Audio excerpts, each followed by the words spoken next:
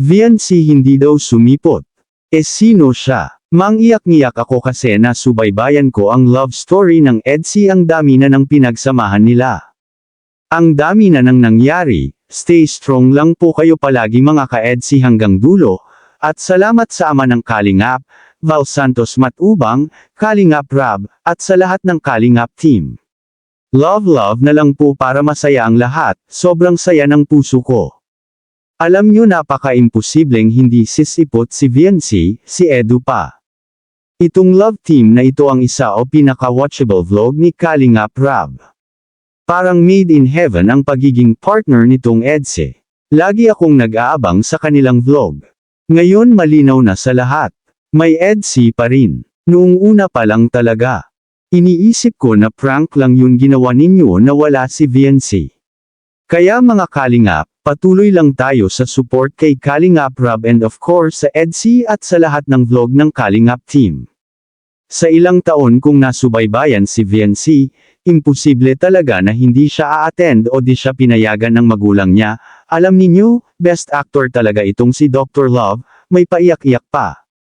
Talagang patay na naman nito ang mga basher, toxic, liquid, I'm so excited, kilig much na naman tayo mga ka-EDSInians.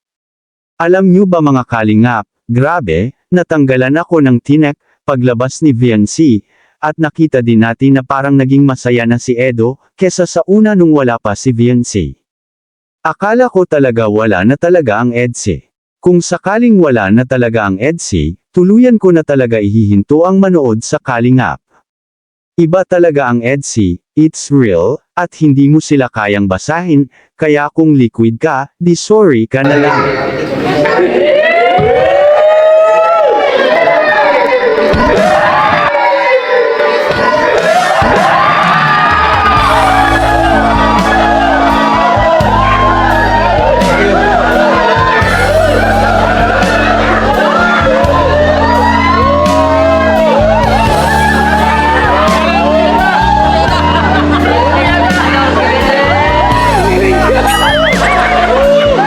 Kinilig ako ng sobra sa kiss ni Viancy kay Edo, ang sarap ng yakap at halik ni Viancy, sana maulit muli, nakakakilig.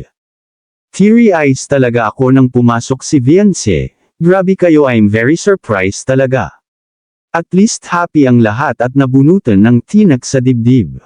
So ngayon pasok na mga solid EDSInians, sabi ko talaga magtiwala lang, ito na ang inaantay nating lahat. Tuloy na tuloy pa din ang EDSI hanggang sa dulo ng walang hanggan. Nakakakilig, nag-level up na talaga sila, grabe sana all may pakis na si wifey kay hubby.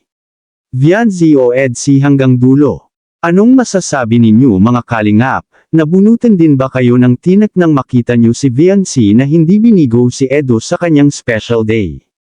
Please comment down below, ingat lagi and to God be the glory.